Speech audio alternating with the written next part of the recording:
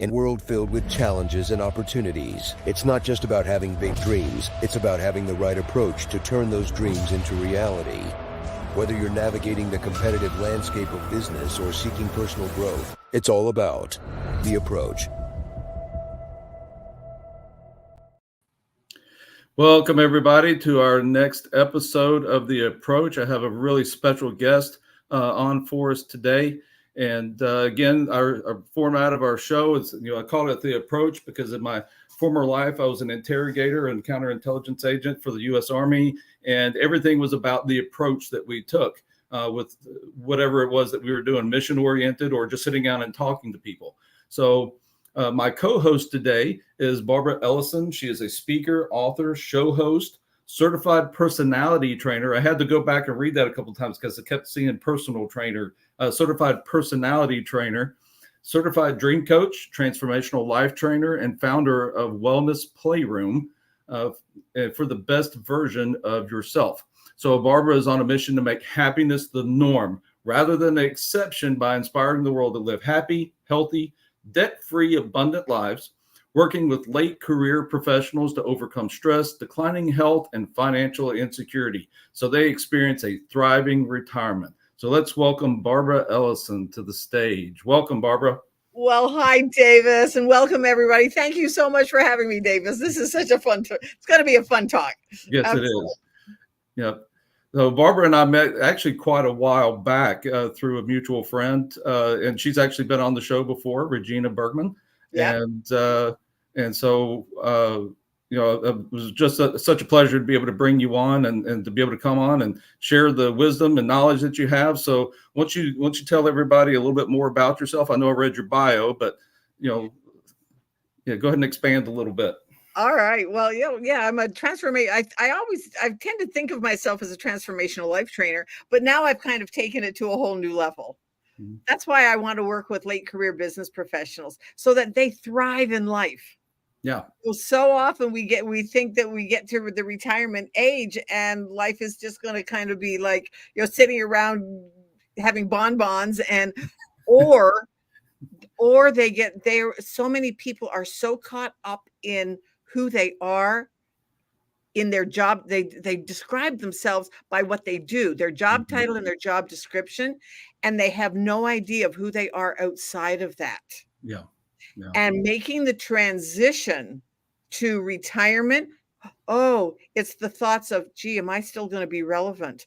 Am I still going to have worth? What am I going to do? Yeah. Who am I going to become? Yeah. All of those things.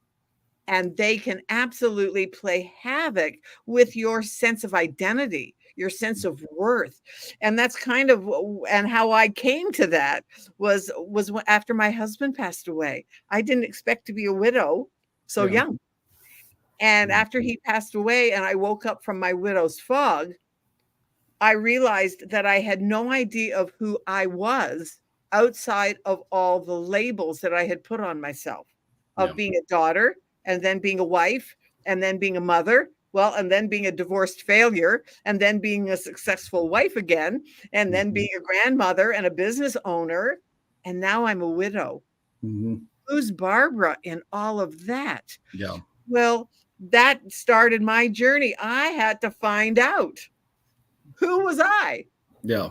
In all that. And so I think that's where my passion came from, because I know that at that moment, Davis, it was absolutely the scariest moment of my life. Yeah. What am I going to do for the rest of my life? Mm-hmm. David died. I haven't. What am I going to do? Yeah. And it was just that sense of hopelessness and feeling of being inadequate. Mm-hmm.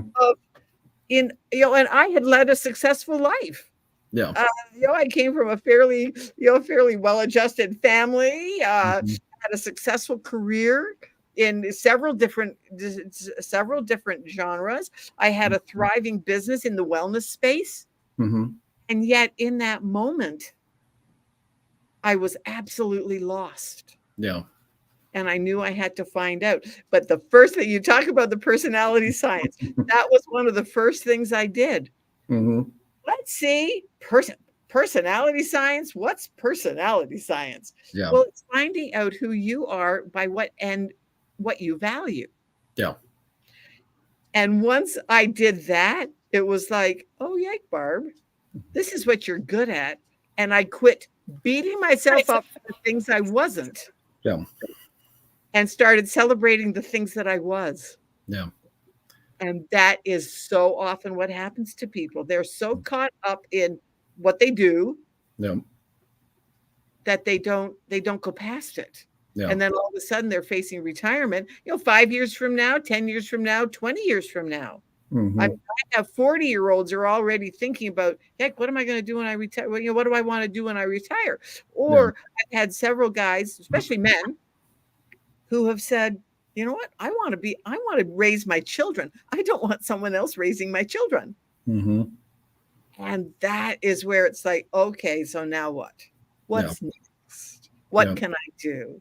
And so that's where I come in, and it's just so much fun when I see that light bulb go on. Yeah, there's so many transitions that we go through in life, and I know that I've gone through a lot of different transitions, and I've had some of those start slap of reality at one point in time, and I don't want to make this all about me, but I went through a period where I was so caught up in my career that I was repeating a generational curse that affected the relationship with my parents to where it didn't exist anymore.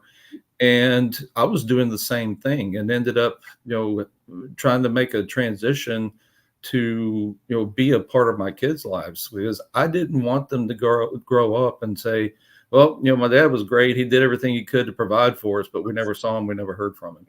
And I didn't want to do that. And you hit on something that's so significant. We so often try to get our identity through the context of other people, or things that are outside of us rather than what is inside of us. Right. Oh, absolutely. Absolutely. And lots of times I have found that so many people get caught up in well, it's because that's the way it's always been done, because that's what my family, they came out of college, somebody's come out of college, went into the family business.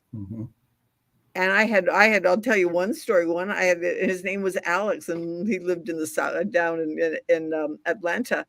And one day we were talking, and he was talking about all of the things that he does. And he was in financial services. And so finally I just said to him, and I'll explain to you why I did this. I said to him, well, if you weren't doing that, what would you be doing? Yeah. Oh, Davis, he looked at me with absolutely a blank stare. Well,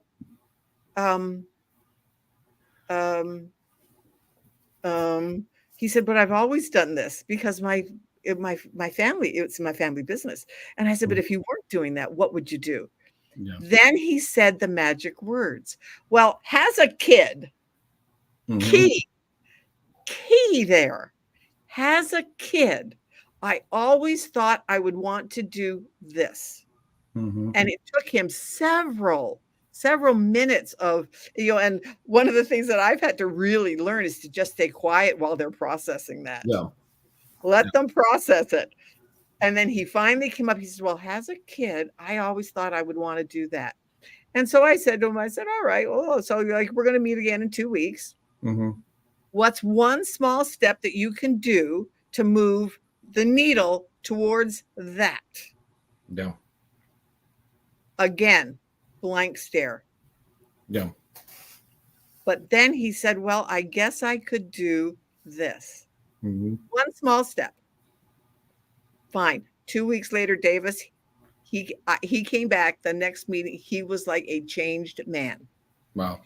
Because I had given him, it was like I had given him permission to dream again, to be that kid again, where you want to be an astronaut, or you want to be a doctor, or you want to be, Jacques Cousteau, whatever that thing is. Yeah. And now he had a taste of it because he had taken one small step. Yeah. Well, so he was like a changed man. Well, 2 weeks after that, I said to him, well, what does your wife think of all these changes that you're making? He looked me straight in the eye and he said, Barb, you've saved my marriage. That's awesome. Yeah. That's why it's so important. Yeah. And the sad part, Davis, is so many people are not talking about it. Yeah. They're not talking about this, making this transition. You know, like so many people, they talk about, I mean, we talked about it in the pre-show, is that that if they do this, they're going to have, you know, they're going to have this, and then they're going to be that. Yeah. No, no, no, no, no. I have totally changed it for the people that I work with. Okay, who are you going to be and who are you going to become? Because once you become the person that you are meant to be, then you will do the thing that's going to make your heart sing. You're going to do the things that give you joy, that you will get into with ease and flow, rather than grind. So many people are grinding at their job. Yeah. Yeah, there's more to life than like I call it going beyond the job. Yeah. Who are you beyond the job? But then once you be, and then once you're doing, then you're going to have everything your heart desires for yourself, for your family, the impact that you want to make in the world. All of those things are going to come as a result of doing you and be the best version of you. Yeah. Because that's what the world needs. Yeah. We don't need more cookie cutters. We need people who are visionaries, who know who they are, what they want to do, what the ripple effect. Like Regina talks about the ripple effect all the time. And that's so important. Yeah. You know, and unfortunately we learned it in the schools. A friend of mine and I, we were talking about school today. And I said, yeah, going to school is like, and they want everybody to be, it's a cookie cutter factory. It's a cookie factory, but they want everybody to be chocolate chip cookies. Yeah. But what happens if you get a kid that's a snickerdoodle or an M&M? Yeah. Or a Skittle? I wish the desire for them to put it out was something as endearing as a chocolate chip cookie. It's more like a here's the flour. Yeah, exactly. Exactly. It's as far as education, and I taught in education for a while. I taught and coached in high school, and I've done it on the university level. And it's they spend more time trying to get kids to sit down and shut up, and then for what? To conform. Yeah. To conform and force. And for the ones that don't, they want to force feed them. They either force feed them or they label them. Yeah. Yep. Yeah. You either come up with some sort of label, and the more labels that you can have, the more money that the school gets. So then we, a lot of times those decisions, it comes down to money. They're going to make decisions where kids are concerned so that they get the most amount of money, and that's not necessarily what's best for the kid. Exactly. So when you talk about people that are going through that late life transition, how much of that do you feel like is kind of because they had their identity in their job a lot? How much of that do you feel like is a loss of purpose? Oh, so much of it, because they're doing their job just by rote. Yeah. And so I truly believe that so many people are living, and you hear it, that they're living lives of quiet desperation. And yet they don't know how to get out of it, because they've gone to school, they've got a career, that now they have a family, a mortgage, they have all of the outer trappings of wealth. Yeah. And now they're 50 or 60, and it's like, I hate my job. So consequently, they're stressed to the max. So now, so I'll pop a pill to help me deal with the stress. Well, the stress is hurting their heart, their organs, their body. They're gaining weight. They're falling apart. Their joints are hurting, and it's like, what's wrong with me? Oh, I'm just getting old. No, you're not getting old. You're just not being true to yourself. Yeah. And in leadership, it's even more, because it's like they have more to lose. Yeah. But I'm the CEO. Yeah, but you're the CEO. Are you the CEO that you can make a difference in your company, or are you the figurehead? Yeah. Yep. You know, it's all in that knowing. It's in the knowing. Mm-hmm. But when somebody opens the knowing, I remember one day I was talking to a young man. He was like, oh, maybe 35. Mm-hmm. And he was telling me, he was so excited. He was telling me about his business, that he was in e-commerce. And he was telling me everything about it. And he was so excited. And so then he said, well, what do you do, Barb? And I said, well, before I tell you what I do, let me ask you a question. I said, who are you? You've told me all of those things that you're so excited about. Who are you within all that?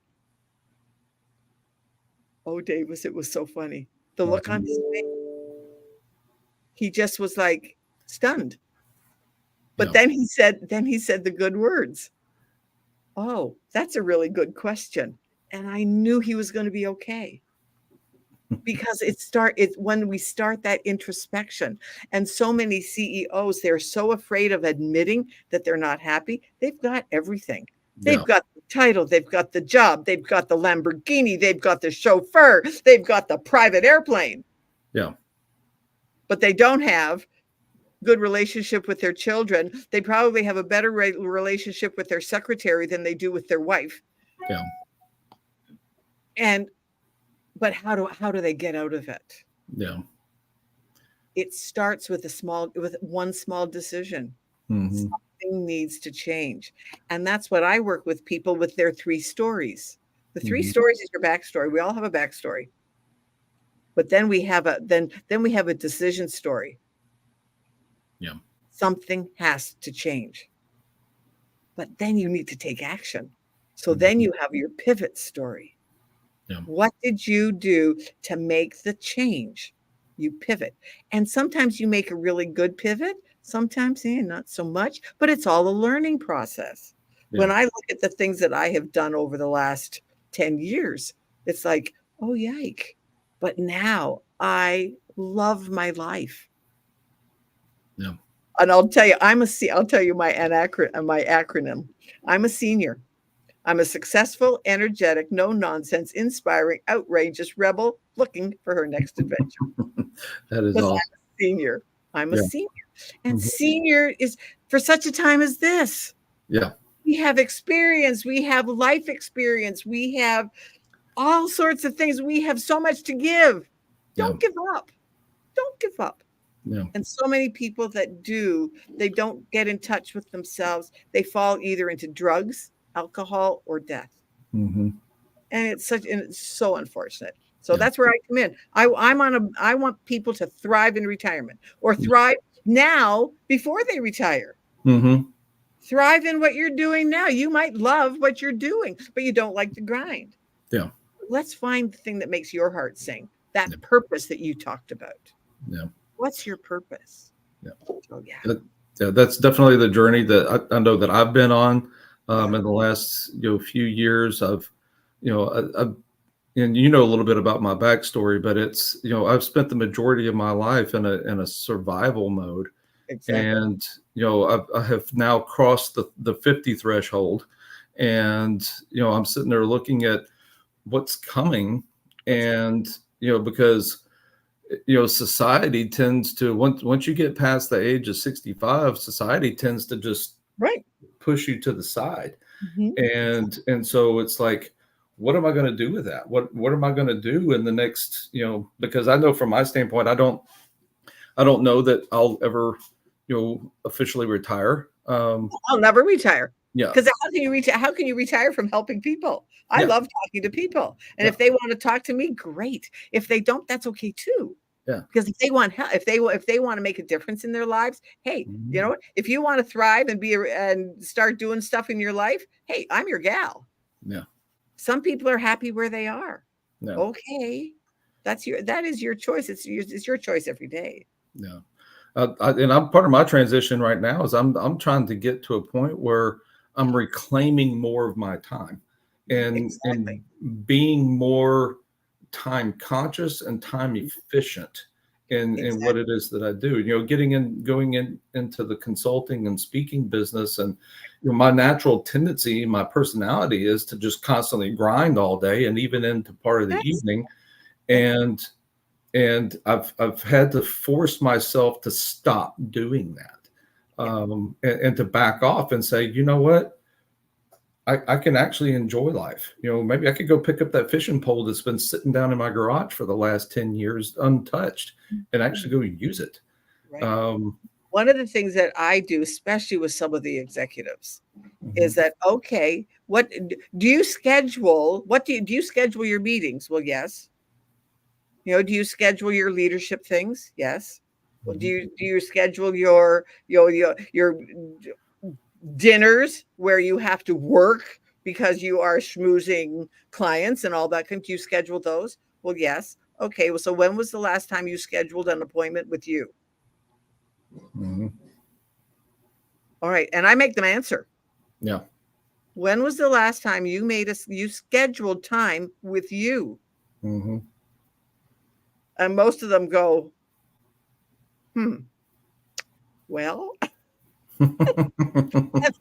darn well, they haven't done it in probably 10 or 20 years sometimes. Yeah.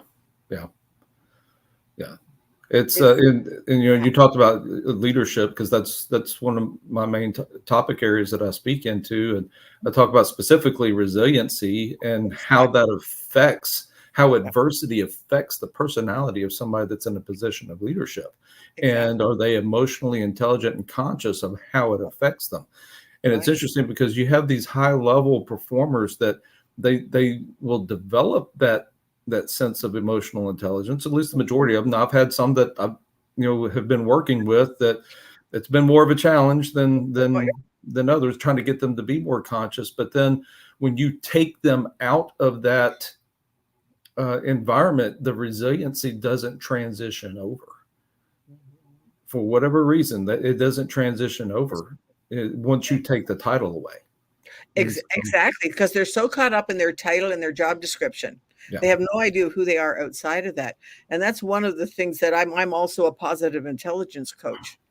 And I work with the positive intelligence, those saboteurs in our brain that are beating us up constantly. And sometimes it's like, okay, so when was the last time that you congratulated yourself? And I have one of the things I love to do with people, and it's just, and they're like, you want me to do what?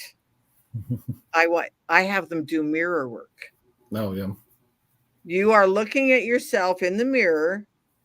You set a timer for 2 minutes, and you do like a He-Man pose. Or for women, it's Wonder Woman, but you do a pose, look yourself straight in the eye, and say his name is Joe. Joe, I am so proud of you for XYZ. Yeah. Joe, I forgive you for XYZ. Yeah. Or Joe, I commit to you for XYZ. Yeah. Because they're so not in touch with who they are. When was the last time that they really got in touch with who they are? No. That inner knowing. Yeah. You mentioned the forgiveness. That seems to be a huge problem. It doesn't matter what age, people are at. And the longer that the unforgiveness is allowed to set in, the harder it is. Right. To be able to say, you know what? Yeah, I've made some mistakes. I have exactly. And be able to apologize for those mistakes, but then the ability to let it go. Right. Forgive ourselves. That's why that statement is so important. Forgive yourself. Yeah. And one of the things that I do say on that note, if you have messed up, we've all done it. Yeah. If you have messed up, absolutely. Fess up. In fact, I did a whole class on it. Fess up, take the heat, but then go on. Yeah. And it's liberating. Fess up, take the heat. You're going to take heat for it. Yeah. Absolutely. And if you need to make restitution for something within that, what you did, okay, make restitution. but then go on. Yeah. And that's so hard for the ego. Yeah. Ego does not want to do that. And I've seen so many of families affected by that. Families, business. It's somebody does something. They know that they have created a problem. Right. They know that they have created the conflict, but then they want everybody to just forget about it. No, they don't. Right. They don't want to deal with it. And so if anybody brings it up, then it's that. Well, why are you bringing up the past? Why are you digging up? And it's because it was never dealt with. They don't want to deal with it. They don't want to answer for it. They want to make apologies for anything. And so then it allows to just be a constant underlying issue to where it eventually it just erodes the relationship. Right. And it shows up as ill health. Yeah. It shows up somewhere in your body. Mm-hmm. It can show up as a heart attack. It can show up as gastrointestinal disorders. Yeah. Because one of the things that people don't realize is that we have 37 point, a medical thing. We have 37.2 trillion cells in our body. Yeah. Every one of them is listening to you. Mm-hmm. You are the only one that you cannot get away from. Yeah. You can't walk away from yourself, no matter where you are, what you're doing, no matter what. You have that. You have those saboteurs, and you have those things, those voices in your head. Mm-hmm. Whether you believe it or not. And if somebody's out there saying, well, I don't have voices in my head, that's the voice in your head. Yeah. And that is the one that is causing the shame, regret, all of those negative emotions. Yeah. And if we don't fess up when we have crossed the line, and we've all done it. Yeah. There's all of us where we've missed the mark. We have crossed a line. We either in a relationship with our children, or with our wives, our spouses, or with our boss, or with our employees. We've all done that.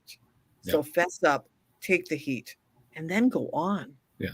And repair it, and repair the damage. Yeah, absolutely. That granted, I have not been perfect as a parent. I've not been perfect as an employer or as a leader. But one of the things that I have always tried to consistently do is, especially where my kids are concerned, is that when I have made a mistake, I've tried to set the example for them. I apologize for that mistake. Yeah.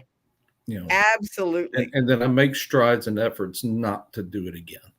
And because that's what I want my kids to do as they get older, and they develop that maturity as well. So, one of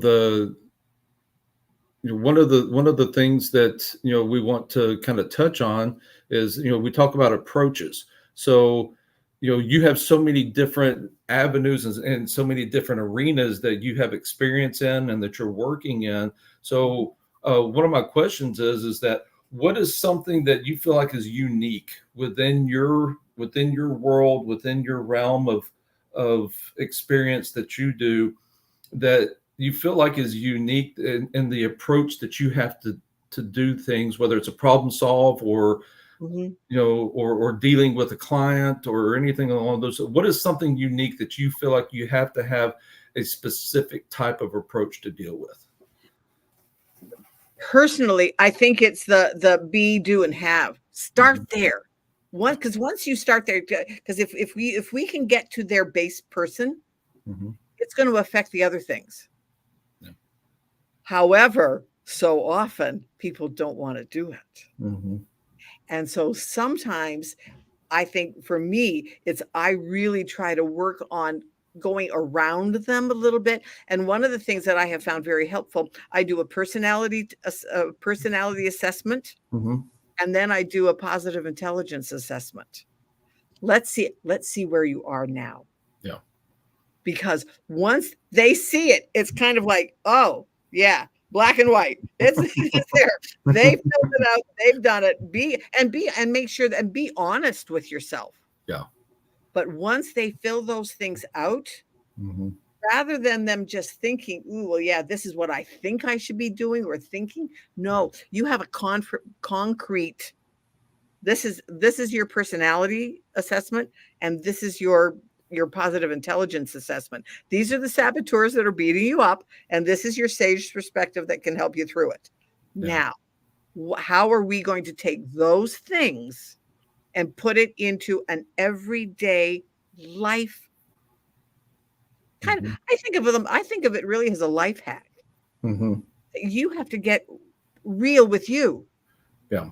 And those are the tools that, and I don't know of very many people that do both of those things at the same time with their clients. Just we start with that. Yeah. See where you are, because then they see it for themselves. Mm-hmm. And now once they see it for themselves in black and white, okay, now what are we going to do? What's one small step to implement that one thing? Yeah. And I think so often coaches and hey, did it myself for so many years. Mm-hmm. Trying to make the leap too big. Yeah. Let's do a small leap. Mm-hmm. A small step. And start there. So how often do you get those, deniers or the people that look at that and go, nah, that's not real. That's not who I am. They won't. They just won't do it. And so then if they won't do it, then they're not my tribe. Then I'm the wrong coach for you. Yeah. I'm because that's to me that's the basic. That's the basis of life, to know who you are, who God meant for us to be, who God meant for you to be. Yeah. And that was before the beginning of time. When we took our first breath, we have to get in touch with that essence of us. Now, if they're not willing to, I am so sorry. If you want to just, I talked to one guy and he just was like, yeah, no. He said, I don't do stuff like he said, oh yeah, you do all that squishy stuff. And I went, okay, but yeah. Well, this conversation is over because he had absolutely no interest in even pursuing what he in his mind, because he was a business executive, and that was just, oh, you do all that squishy stuff. Yeah. And it was like, yeah. Oh, fine. I'm not the right coach for you. Yeah. Because you're not. I can't help you. Yeah. Because I do the squishy stuff. And if you don't want to do the squishy stuff, then find a coach that is just going to do all the academics, all the lingo, all the business part of it to build your business. And you can do that. Yeah. However, chances are 10 years from now, or 15 years from now, or 5 years from now, you're going to be saying, oh yeah, I've created this huge business and I hate it. It's like one of the analogies that I use is that people have, especially men and women, they've climbed the corporate ladder and they've gotten to the top and realized that their ladder is against the wrong building. Yep. And they don't know how to get out of it. Yep. I heard Zig Ziglar say that exact same thing. He would talk about people spend their entire lives trying to climb the corporate ladder, only get to the top of the ladder, and it wasn't what they thought it was at the top. It was, yeah. And it's see, and that's part of the positive intelligence, because that saboteur is saying, oh well, I'll be happy when. I'll be happy when I'm making $1 million. I'll be happy when my kids get out of when my kids are out of college. I'll be happy when I have the corner office in the Mercedes Benz. Yeah. And so then they now have that. They have the corner office. They have the title. They have the whatever. But they also have the stress. Yeah. The stomach issues. Joints that are falling apart. They have no time for themselves. They're estranged from their children. What we talked about before. They have a better relationship with their secretary than they do with their wife. Yeah. That's not the way to live. Yeah. And I'm here to help them through that, but they have to be willing to take the first step. Yeah. Lots of them aren't. I developed a lot of, between being in the military and then having worked for people and then, worked for myself. And, there's certain personalities with people that are in position of authority. And I use that term, diligently and purposefully, because there's the difference between being in a position of leadership versus in a position of authority. I call those people title holders, because it's those personality types that you're talking about that all their decisions are based on them. Right. And exactly. Yes. Yeah, and then they wonder why there's constant personality conflicts with the people that are up underneath them. They can't maintain and hold on to quality people. Right. Those are also the same types of people that take the credit for other people's work. I recorded a show on Friday, and I happened to come across a deal last week, and I brought it up last week, and it's just still on my mind. There's a deal that I listened to on Facebook. It's called Urban Valor, and they talk to people, combat veterans, and talk about their experiences and some of the things that they endured. And one of the things that was in the one that I listened to last week, they were talking to this Marine special operations guy, MARSOC, and they had a guy that was a canine operator that was assigned to them. He got blown up by an IED, ended up, died from his injuries. And he called back to his battalion commander and said, I want this guy to go home with a Bronze Star. And the battalion commander said, I don't have one, so he's not getting one.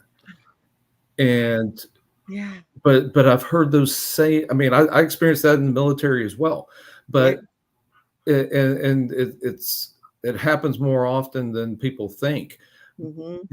Fortunately, that guy went around him and sent that guy home to his family with a Bronze Star and a promotion. But it happens in the business world as well, though. We see people are in these positions of leadership, and they're actually what I call paper tigers. They're very fragile because everything in their world is about them. Every decision. And that's what we talked about before. That's where ego comes in. Yeah. Your ego. Yeah. Well, Yep. And then when you have resiliency come in, and that's the stuff that I talk on is, how does that adversity affect your personality? How does it affect your demeanor? How does it affect your intent? How does it affect your communication? How is it affecting your personal life? Because people allow things to be able to cross over. And you talk about personality stuff. It's what I refer to as social schizophrenia. People have one personality at work, and then they have a completely different personality in person at home. And then that's what happens. And so often what people don't realize is that what happens at work affects what's at home, and what's at home affects what's at work.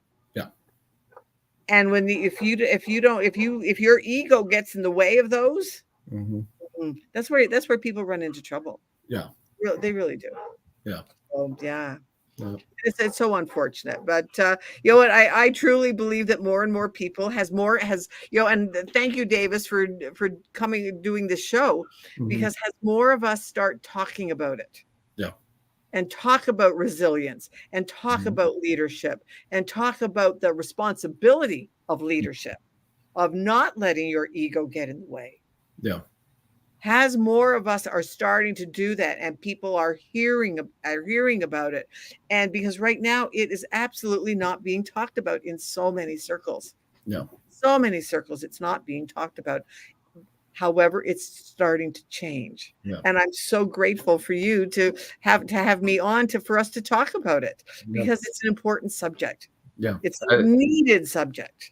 That's why I wanted to start the show. I wanted to start bringing some of these issues and some of these, things are a persistent problem, both in the home and the workplace, that nobody's addressing, nobody wants to talk about, nobody wants to, and unfortunately, there's times that the people that really need to hear this stuff are not hearing it. And they're the most resistant to it. Yes, because it's going to force them to change what their focus is on.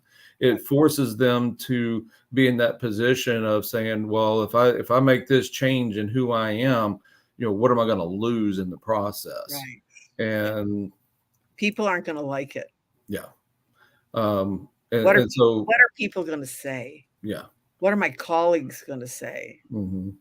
Oh, it's huge, because and that all comes back to our ego. Yeah. Our ego does not want us to be authentic. Yeah. Our ego wants to keep us, doing, because our ego doesn't know anything different than it already knows. Yeah. Because that's how our brain works. Yeah. And one of my favorite sayings is that you don't know what you don't know until someone else tells you something that you don't know. Mm-hmm. So if somebody's listening to this show, they're going, even if it strikes one small chord of, ooh, maybe I should think about that. Yeah. If they can take that one small inkling of, ooh, maybe I should think about that. Yeah. We'll start the process. Because once you create that little crack, mm-hmm. in the ego, it can grow. It starts to slow. Awesome to see it. It's awesome to see it when it does. Yeah. Yeah. Yeah. I mean, and it's getting people to understand that they can become a more effective leader. Absolutely. By addressing those things than, and I'm constantly looking for examples. I'm constantly looking for opportunities to be able to say, what, yeah, that's another problem that needs to be addressed. And so my next question is that, so what is your approach to problem solving? I kind of throw that as a general question. I don't want you to just hit you however it hits you. Yeah, I think it comes back to the personality assessment and the positive intelligence assessment. Mm-hmm. Because everybody sometimes thinks they handle conflict one way or they problems one way. Mm-hmm. And yet it's not an authentic way. Mm-hmm. So sometimes it's so fun when I sit down with couples and I have them do, especially the personality assessment. Mm-hmm. And all of a sudden, because what I have them do is do the assessment, don't tell each other, do the assessment, find out what your codes are, and then now we're going to discuss it. Yeah. And it is amazing where it's like, oh, that's why you do that. Mm-hmm. Oh, that's why we gel. Mm-hmm. Oh, that's why we're not getting along. Oh, that's why we have conflict. Oh, that's where we can meet in the middle. Yeah. And when you can do that, mm-hmm. because it brings clarity. And I think the biggest things is clarity in problem solving is bringing clarity. What is really the issue? Yeah. What is really the problem? Because sometimes the problem is what's on the surface, but it stems from something that's underneath that's not being addressed. Yeah. So that is, I believe that is the way to have a good problem solving. Let's see what's the problem masking. Yeah. Is it lack of knowledge? Is it lack of authenticity between the two partners, mm-hmm. between the team? Like is one like with the personalities, I had one company and it was like, all right, let's do an exercise and let's get one of each of the codes to work together. No. Because we found out that a couple of the teams were all the same code. Nothing was getting done. Yeah. Because we need to have we have to have the visionaries. We have to have the ones who think up the ideas. But then we have to have the people who are going to do all the research to see if it's going to be feasible. But then we also have to have the people that are going to see once they see that it is feasible, okay, now we need the structure to put it into place. Yeah. Then we need the nurturers. Is how is this going to affect our audience, our clients, our whatever their vernacular is of who they serve. Yeah. You have to have one of all of them. Yeah, and I love that you take essentially it's a data-based approach. You're saying, I do the same thing when I work with companies. Whether it's with their leadership team, or it's a company overall. We have them do a survey, and it's always interesting to see that their perception of what they think the problem is versus what the data shows that the problem is, and getting them to see that what they thought, was the issue may or may not really be the issue. They're missing the boat. Right. Yeah. Or it could have a small part of the issue, but it's masking what's underneath. Yeah. Which could just be a person that one person is not in the right job. Yeah. Let's see what are they really good at? Yeah. Oh, well, you know what? That's not a job. That's not the job that they should be doing. So of course they're unhappy. They're finding problems because they're not happy. Well, let's move them into a job that's more suited to their personality. Yeah. Oh, wow. And then they bring somebody in who is gifted in what you're needing. Because there are people that play at what the other people are not good at. Like with me, my son plays. He's a techie guy. Yeah. He plays. And I'm like, I turn on my computer, and if it doesn't do what I'm supposed to do, honey, why is it doing? That kind of stuff. Yeah. And because you as a leader cannot possibly do and be everything to all of your whole team. Yeah. Let them be the best that they are, the best at being who they are and what they do. Yeah. And then you just say, hey, oh, great. Good job, Davis. You handled that. Yeah. Yeah. And you don't have to be, because it comes back to ego so often. Yeah. Yeah. I had one company I was working with that, they were really good at identifying quality people, and they had the right mindset as far as they wanted to bring people in that were kind of movers and shakers and creative and innovative and doing all those things, but then they couldn't keep them. And when we went through and did the analysis and one of the questions I asked them, I said, "Are you doing exit interviews?" Right. No, they weren't doing exit. So they had no idea why these people were leaving. But after going through and doing a little bit of digging, the reason that they couldn't keep these people is because, one, they were either putting them in the wrong position, or they wanted to put them in those positions, but then put their thumb on them and control them. Right. That's or not what they put them in positions that they weren't uniquely qualified for and gave them no training. Yeah. Yeah. You can't bring people in that have that are inherently self-motivated and have the ability to be able to identify issues and problems and work towards solving those things, and then not allow them to do that.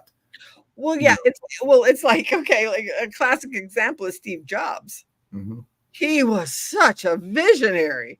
Yeah. He got fired by his own company. Yeah. Because they couldn't handle it. Yeah. They couldn't handle the visionary of what he wanted to do. Yeah. And just didn't have the whatever, there was, I'm sure there was all sorts of stuff going on behind the scenes, but, he very publicly got fired by his own company. Yeah.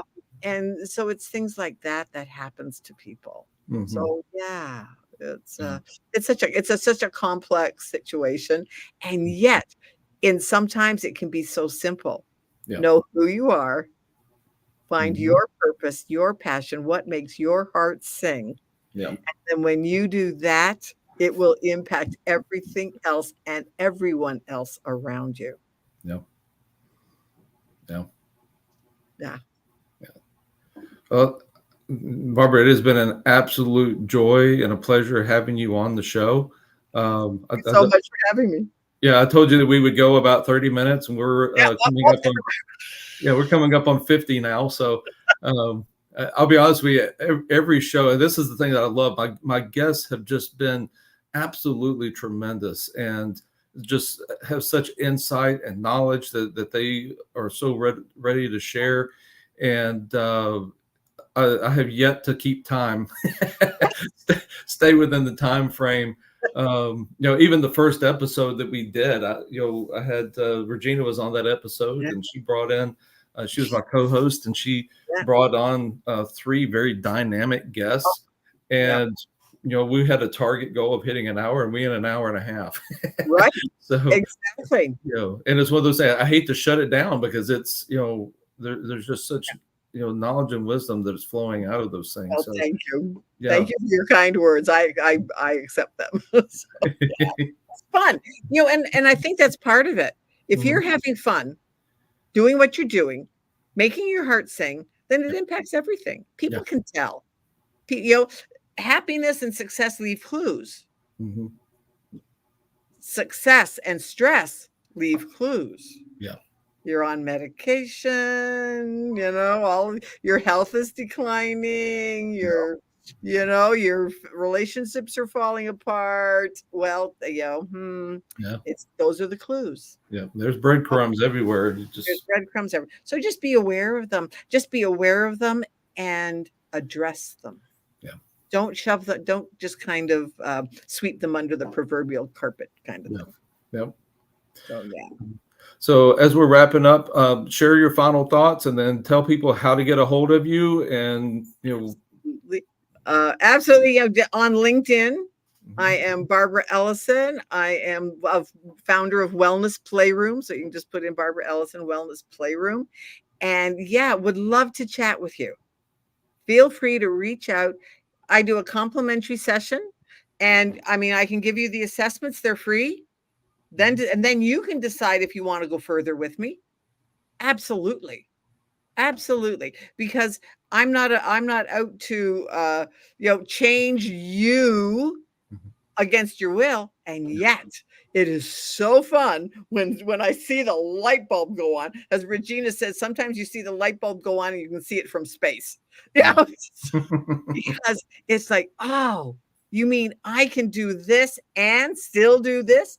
Yeah. Absolutely. We just integrate it. Yeah. And it's like, so feel free to reach out to me. I love talking to people. Awesome. And Davis, I should have had it. And I'll send you my calendar link and people can just book on my calendar. Absolutely.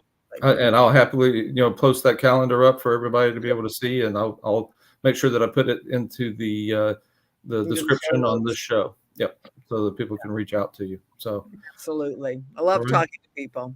Awesome. It's fun. Yeah. Yeah. It's funny because I'm naturally an introvert, but when I find people that I really enjoy conversation with, that's when I kind of open up and talk. But, and it's funny because it kind of shocks my wife. She's like, when we're out in public, you don't ever talk. And I'm like, yep, exactly. I'm sitting back watching everybody else. So right. And you learn from them. So absolutely. Well, Davis, thanks again. This was a blast. Yeah. Thank you. Thank you for coming on. And for those of you that are watching, thank you for tuning in. And obviously this will be up. If you didn't catch the live show, it's going to be available on YouTube, Facebook, and LinkedIn for you to be able to find later. And obviously we're going to take this and cut it up and, put it out in some little blurbs here and there too. But definitely, want you to watch the whole show. And with that, we are signing off. So thank you again. You're welcome. Have a good one. Thank you for tuning in to this episode of The Approach. Please hit that like button and subscribe for the latest episodes. If you would like to be a guest or would like for Dr. McAllister to speak at your business or event, you can email him at info@drdavismcallister.com. You can also go to his website at drdavismcallister.com. Davis.